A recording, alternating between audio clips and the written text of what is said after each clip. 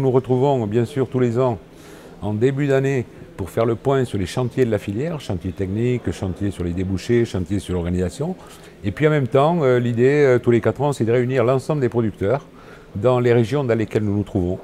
En l'occurrence aujourd'hui, la région centre avec la région Ouest-Océan, réunie à Vendôme, pour faire justement un bilan avec eux, un point d'étape, amener des conseils techniques et leur donner tous les éléments pour qu'ils réussissent le blé dur, hein, sachant que ces régions-là sont quand même des régions qui ont énormément progressé depuis 4-5 ans et qui aujourd'hui deviennent au niveau français des régions très importantes, avec des filières spécialisées, avec des débouchés spécialisés et avec bien entendu des conduites de culture en termes agronomiques qui sont bien spécifiques, quoi.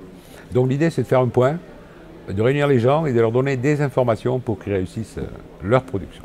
Et je souhaite une pleine réussite au blé dur en région Centre-Île-de-France et Ouest-Océan. Merci à vous. Cette année, nous avons développé 2 chantiers. Un chantier qui associe l'INRA, Arvalis et les pôles de compétitivité sur l'innovation.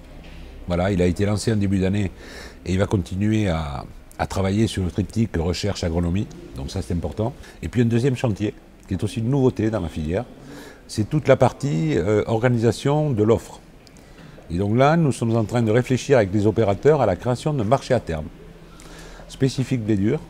Alors il nous faut bien sûr sur ce marché à terme continuer à travailler techniquement pour voir comment il est faisable et possible, mais nous avons une ambition, c'est de donner aux acteurs de la filière, dans un univers où les soutiens publics sont en train de bouger, où les instruments de régulation sont aussi en train de fondre très vite, un nouvel outil. Sur le partenariat INRA, Arvalis, pôle de compétitivité, dans les 6 mois qui viennent, nous allons construire le cahier des charges. Donc l'acte a été posé. Et sur la partie marché à terme, nous sommes en train de rencontrer nos collègues italiens pour voir s'ils partagent cette idée. Étant donné qu'en blé dur, un marché à terme, pour avoir suffisamment de mouvements, hein, parce qu'il faut des mouvements pour un marché à terme, ça implique qu'on soit associé avec nos amis italiens, qui restent quand même, qu'on le veuille ou non, en blé dur au niveau européen, on va dire les leaders, même si leurs surfaces ont énormément baissé depuis quelques années. Nous avons, comme toutes les productions, nous rentrons dans le plan Ecophyto 2018.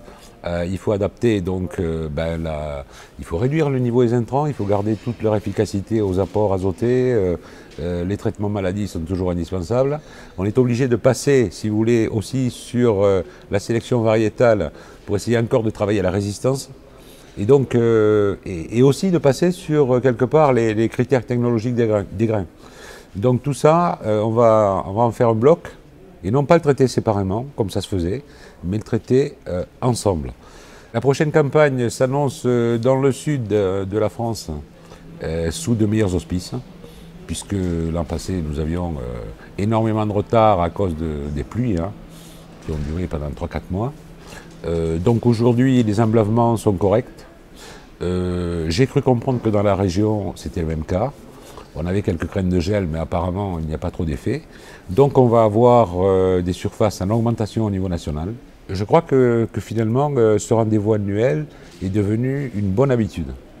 Une bonne habitude. Donc on a envie de continuer.